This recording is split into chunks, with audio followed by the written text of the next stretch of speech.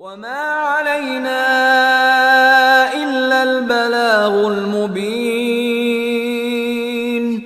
ہماری ذمہ داری تو بس صاف صاف پیغام پہنچا دینا ہے. صدق اللہ العلی العظیم. سامعین کرام، السلام علیکم ورحمۃ اللہ وبرکاتہ.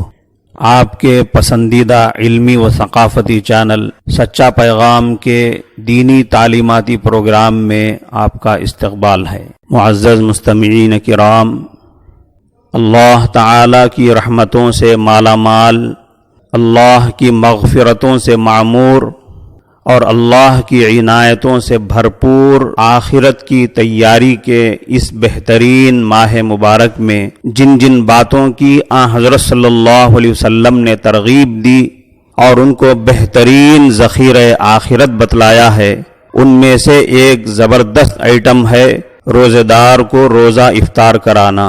رمضان المبارک سے ایک دن پہلے ہی شعبان کی آخری تاریخ میں حضرت صلی اللہ علیہ وسلم نے جو بیان دیا، اسی بیان میں آپ نے لوگوں کو اس کی طرف توجہ دلائی ہے. چنانچہ آپ نے ارشاد فرمایا: من فطر فیہ صائما کان مغفرۃ لذنوبہ وعتق رقبتہ من النار وکان لہ مثل اجرہ من غیر ان ینقص من اجرہ شیء.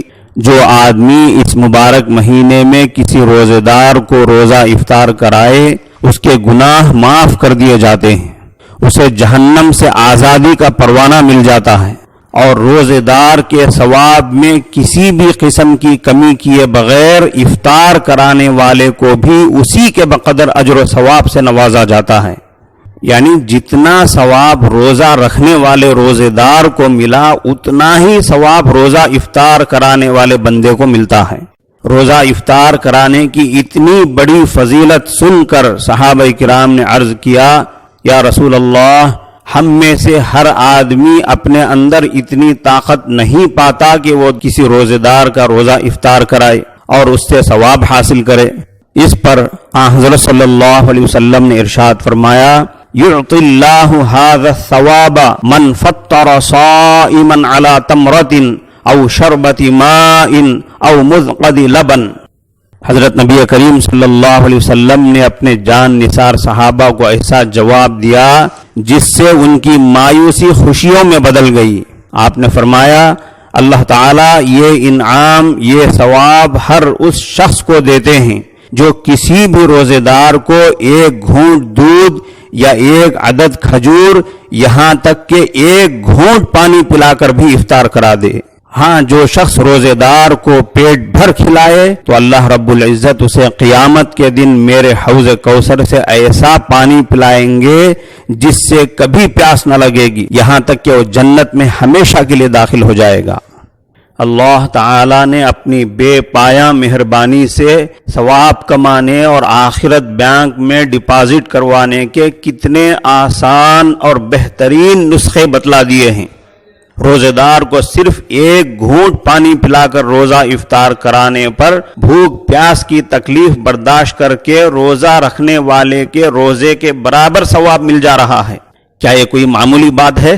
یہ تو ایسا ہی ہو گیا جیسے کوئی ایک ایک روپے میں ایک ایک تولہ سونا دے رہا ہو. پھر بھی اگر کوئی اس کو حاصل کرنے کی کوشش نہ کرے تو کیا یہ محرومی اور نادانی نہیں ہے؟ سامعین کرام، تراویح کے چند مسائل سماعت فرمائیں. اگر کسی شخص کی تراویح کی کچھ رکعتیں جماعت سے چھوٹ جائیں تو وہ تراویح کے وقفے میں اپنی چھوٹی ہوئی رکعتیں پوری کر لے. اگر پھر بھی رہ جائیں اور امام وتر پڑھانے کے لیے کھڑا ہو جائے تو امام کے ساتھ پہلے وتر ادا کرے، اس کے بعد اپنی چھوٹی ہوئی نماز پڑھے. تراویح کا ایک اور مسئلہ: جو شخص عشاء کی نماز جماعت سے نہ پڑھ سکے وہ اپنی فرض نماز تنہا پڑھ کر تراویح اور وتر کی جماعت میں شریک ہو سکتا ہے، اس میں کوئی شرعی رکاوٹ نہیں ہے. ایک اور مسئلہ: اگر کوئی شخص ایک جگہ تراویح پڑھ چکا ہو یا پڑھا چکا ہو، پھر دوسری جگہ جا کر نفل کی نیت سے تراویح کی جماعت میں شامل ہونا چاہے تو ہو سکتا ہے، اس میں شرعاً حرج نہیں ہے. سامعین کرام، سجدہ سہو کے چند مسائل سماعت فرمائیں. اگر کسی نے نماز میں آیت سجدہ تلاوت کیا مگر فوراً سجدہ نہیں کیا، کچھ دیر بعد یاد آیا، جیسے ہی یاد آیا اس نے سجدے تلاوت کر لیا تو اس پر سجدہ سہو واجب ہے۔ ایک اور مسئلہ، کسی نے نماز میں آیت سجدہ پڑھا اور فوراً سجدہ کر لیا اور سجدے سے اٹھنے کے بعد پھر وہی آیت سجدہ دہرایا تو اس کے ذمے دوبارہ سجدے تلاوت کرنا واجب ہے۔ ایک اور مسئلہ، نماز میں اگر کوئی شخص آیت سجدہ پڑھے تو فوراً سجدہ تلاوت کرنا واجب ہے۔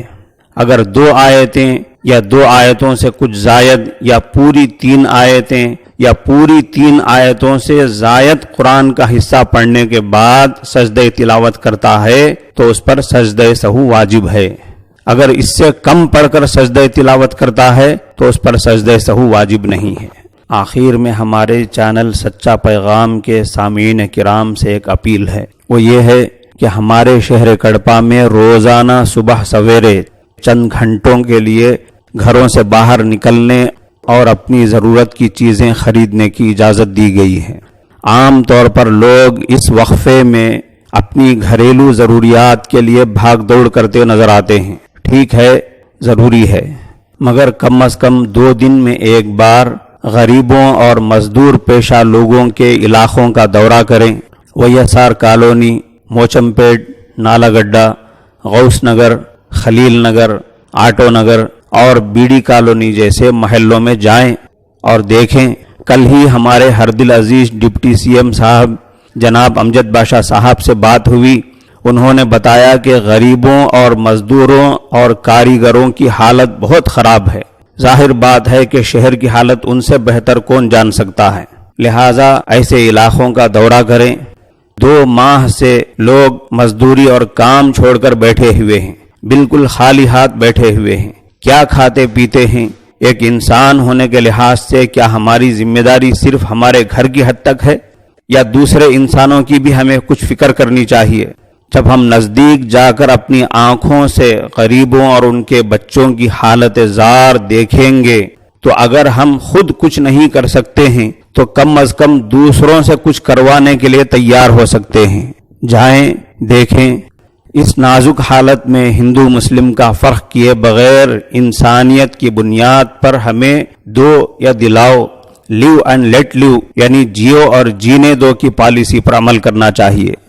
امید ہے کہ آپ اس اپیل کو قبول کریں گے اور اس پر ضرور عمل کریں گے۔ اللہ آپ کو جزائے خیر عطا فرمائے۔ سامعین کرام، حضرت صلی اللہ علیہ وسلم کے ارشاد کے مطابق افطار کے وقت دعا کی قبولیت کا وعدہ خداوندی ہے۔